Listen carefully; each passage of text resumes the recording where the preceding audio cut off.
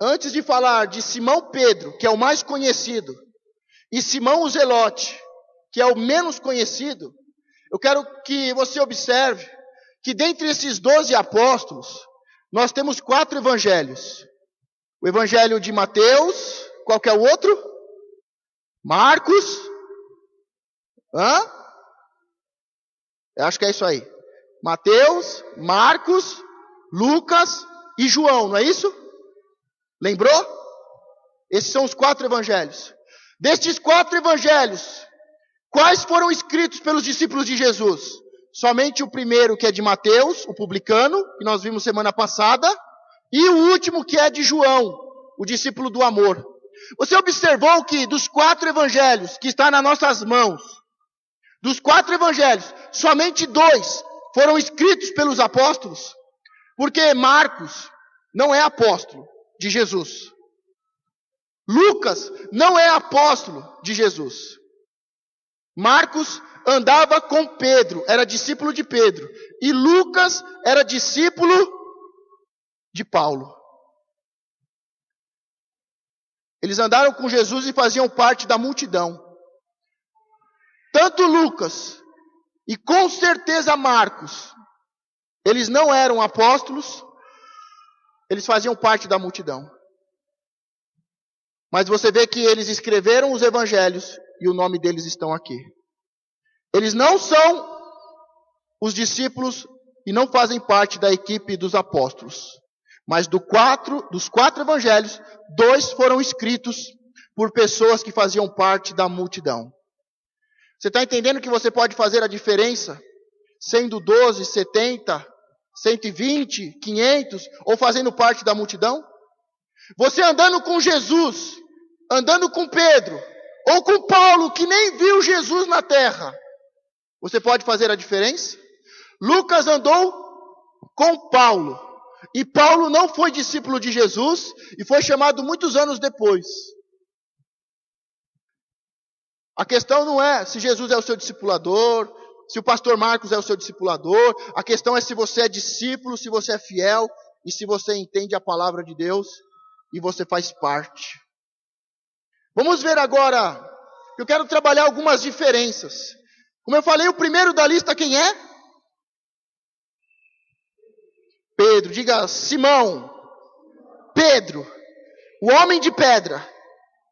Vamos tirar Judas da última linha, porque depois, em Atos, ele é substituído por quem?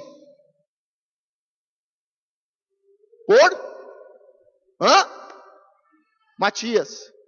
Judas se enforca e os apóstolos fazem uma eleição, lançam a sorte e Matias substitui Judas. Todo traidor é substituído. Amém?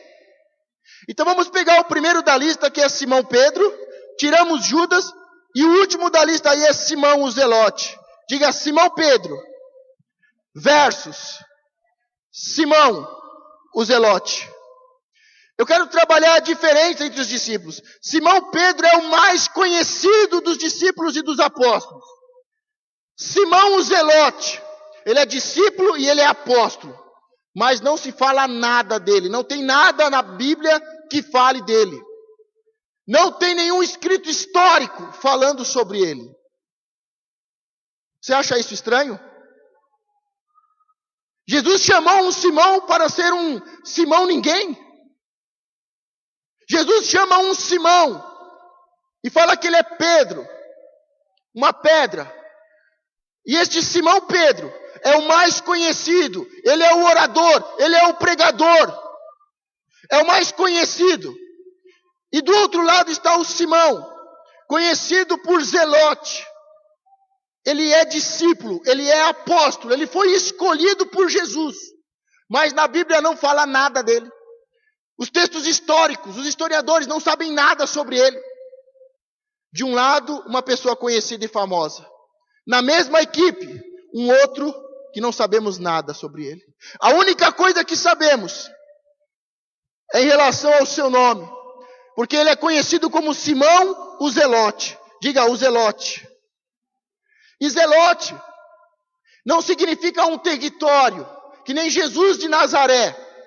Jesus nasceu em Nazaré, em Belém. E aqui, Simão, o Zelote, não é uma cidade, não é um vilarejo, não é onde ele nasceu, onde ele morava. Não é uma questão geográfica, mas é política. Diga, política. Este Simão, Zelote, ele fazia parte de uma organização política que lutava contra o domínio romano que cobrava os impostos. É a única coisa que sabemos sobre ele, por causa do seu nome, que é Zelote. Faz parte de um grupo radical, extremista, de um grupo político que luta por mudança, que luta pela sua pátria, que luta por mudança, por uma revolução armada contra o domínio romano que tem explorado o povo com os impostos.